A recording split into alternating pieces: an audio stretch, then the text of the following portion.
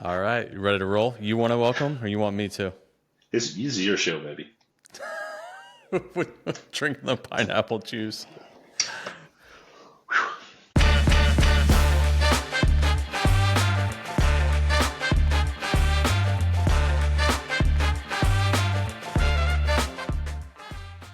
Welcome back to 85 Archived. I am your host, Andy Marks, with my co-host, Phil Rao. Phil, welcome back. Episode 3. The third. Let's go. This is great, man. It's good to be back. Glad to connect with you. And we're coming near the end of the year, so we got a lot to talk about. It's been a fun year in sneakers. Wishing you nothing but the best and prosperity for 2025. And also some good luck in the sneakers app. How about that? That's true. I need it. Appreciate you just kind of rolling with this as we grow and get more people interested and involved. Love to see what you come up with next for our future guests. Yeah, this episode I think we'll just stick to a quick one, talking about 2024 Shoe of the Year. That's excellent. All right. So I bet you've got a couple of pairs that you're really searching. I know I brought one out and definitely want to chat about that one, but your approach to 2024, would you give it an overall thumbs up, kind of a mid, or what, a thumbs down? What was your feeling for all sneakers, all genres for 2024? I thought 2024 was a great year. What it brought back just in terms of some of the older shoes that we haven't seen in a while, like the Air Jordan 4 in the military blue colorway. I mean, that was one of my favorites. You had a couple other shoes that I'll show here in a second, and some of the other brands as well. When you think of like Converse coming back with the Weapon, it's been a fun year. We've seen some things that are very, very audacious, right? We've seen some pretty demure colors and things like that, sticking with some of the trends this year. But I really feel like 2024, a lot of people got into the culture a bit more.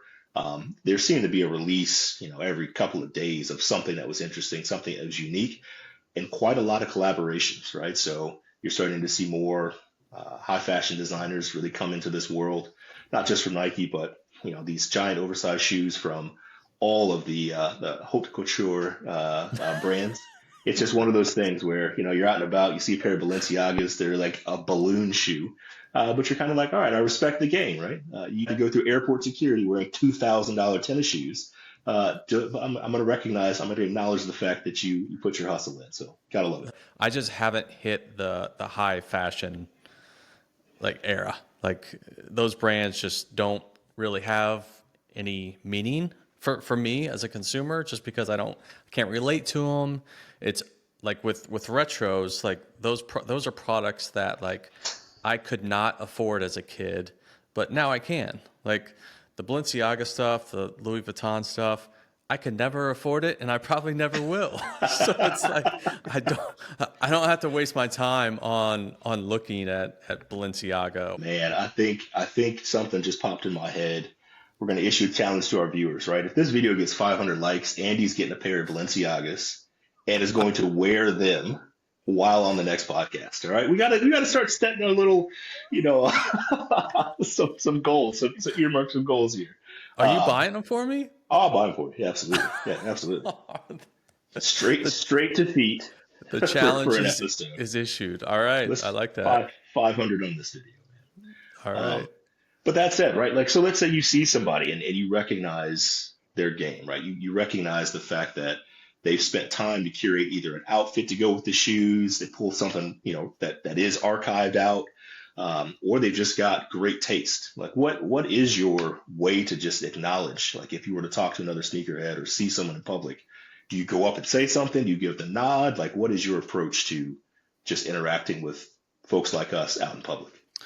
It's always great to see, just because I think like you can only see so many Panda Dunks where it just gets like so boring just to like look around and see what people are wearing, right? But last weekend I was at an indoor track meet and I saw this guy from a distance, but he had on, and I think they were retros, but they were the Nike Air Raids from like the 90s, and you just don't see that design, you don't see the silhouette, you don't see that kind of strap over the top of a shoe anymore, and that one instance brought me back to the 90s. So I just gave him a, hey, nice raids. Like it was more of just like a respect, just a quick one-liner, I think. At least Yeah. that's how I handle it, just because it doesn't come across too overbearing. Like, hey, what Right. size shoe do you wear, bud? Let me When see your feet. Someone's going to think you're trying to run them, trying to take them from them. So yeah, absolutely. But that, I mean, that will make your whole day, won't it? Like just a nod, just someone saying, "Hey, I like these," or those are fresh, or whatever it is. But I think the one line's a good approach. It shows that you recognize they took some time, put some effort in, and that like I said, that'll make your whole day. Yeah, good recognition, respect. Respect. All Yep. right. Well, we're going to recognize the first pair that you're going to bring out for your shoe of 2024. Let's see. Yes. Let's see what heat you got for us. I mean, I already kind of gave this away, but it's for me. It's the Air Jordan 4 in the military blue colorway. These haven't hit the feet yet. The Air Jordan 4, like this, I remember this shoe from '89. Couldn't afford it. A kid at one of my fifth grade summer camps had these, and I would just basically like stared at his feet the entire time because he had like the Jordan Flight shirt to He go had the with kit. Yeah. the Flight logo up at the top. It was never something I could have. This was the first year that they actually did the Nike Air branding ever on this colorway. So I was extremely excited to pick these up. Haven't worn a pair yet, but plan to at some point. And I mean, a lot of people are saying like, okay, 2024 was a great year for shoes. What about the Air Jordan 3? But the Air Jordan 3, like we saw the same shoe basically 5 years ago. So for me to call a shoe of the year, like it had to have been, we haven't seen it in a while. This Right. shoe we saw, like we see it once every 5 years. So yes, it was nice. It's one of the greatest shoes of all time, in my opinion, but just didn't have the wow factor compared to the Air Jordan 4 military blue. That colorway is just so crisp, right? Like the white, the blue. I do have a runner up though. What's that? Runner up shoe of the year. What you got? So it's the Nike Air 180 Ultramarine. So this is like similar era, early 90s. So this was like 92, but this shoe was redesigned. Like Nike went to their own archives to try to find the old design and then tweaked how they did the airbag. So it was a pretty nice shoe. Like this colorway just reminds me of like, the 90s, the Dream Team, because Jordan actually wore this shoe. It wasn't this colorway, but it was the Concord colorway that also came out. And these weren't highly sought after shoes, but like I just think this classic silhouette in this colorway is a must have. So Killing it, runner man. up. So you got a runner up. All right. I got So a one and runner two. up. 1 and 2. All right. Well, as always, you outdo us when we get on the show, but I'm gonna have to go with something that's a little bit different, a little bit flamboyant, right? Told Let's you see it. before, I love a whole bunch of colorways.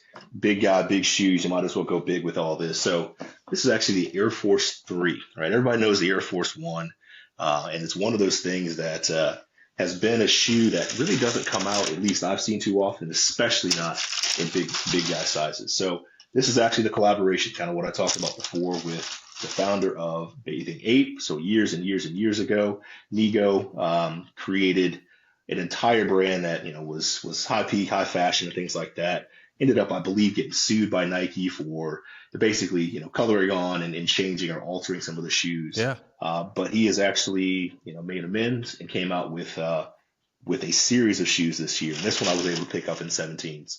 Get a nice little Letterman jacket. There's an entire clothing line that came out with it as well. But this right here is it's fun, man. It's fun. So it's a little bit Crayola colors, so you can get out your primary colors. But nice shoe. Have not worn it yet, but all the little details. You get a couple of different shoelaces. Always love when you can change that out. I'm a big fan of just making a statement, and these are definitely going to be probably on feet in Florida for the Citrus Bowl. So go Illinois, and I'm gonna try to rep hard in these. Nice. That's sharp. And just when you were holding that shoe up, like I think like a common theme is when they put Nike Air on the back of the shoe, like that Absolutely. that was huge. I mean, I think even for the Jordans as well, like that solidifies kind of that era that am attracted to as a consumer. Same here. They Yeah. chrome this one out too for the Nike Air, so you get a little bit of that high fashion. So yeah, Nice. it's always good when you get something that you don't see that often, and probably put a Mario Kart shirt on or something like that just to match the fun colorway there. So what I'll try to do is when I'm down there, see if I can find some folks that are wearing something, get a quick picture, do something just to see what's on feet when you go on vacation. Because think about that, right? When you go on vacation, for me, I can take one pair of shoes. I can take the pair that I'm wearing and I can put one in the carry-on, nothing else. They're too big. So I got to make a really hard and conscious decision. So it'll be something that's flexible, versatile, but at the same time can still make a statement. So I'll There you see what go. everybody else has put on because yeah, nobody's paying extra baggage fees for sneakers these days. I think one of these episodes we're gonna have to like review sneaker luggage. I think, That sounds fantastic. yeah, I'll do a little research on that, Phil. That sounds fantastic. Excellent. All right, and then hopefully those brands will like just send us free stuff. Oh yeah. Speaking of free stuff, What are we we talking have our about? What first. we get? All right, so we got Riverside.fm as our streaming partner for our podcast, and they sent us a nice little T-shirt, fit for creators. I kind of like their tagline there. Thank you to Riverside. Cheers to Riverside. All right, next episode, I think we're gonna have an Illini episode. You don't know this, Phil. I just made that up, but Okay. just given all the history with the Illini, I think we need to dedicate an episode. All right. We'll bring back that Citrus Bowl trophy, and we will have an Illini episode. There you go. See you in 2025, man. All right, 85 Archived. Thank you for tuning in.